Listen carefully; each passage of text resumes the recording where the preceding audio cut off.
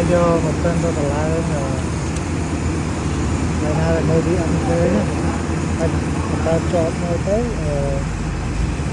ta chọn nơi tới bạn kê đây rồi ấy chị ở hay là tung bằng con đấy bạn chị ở đó cái con đi trôn chọn đây mang tới quay là tự làm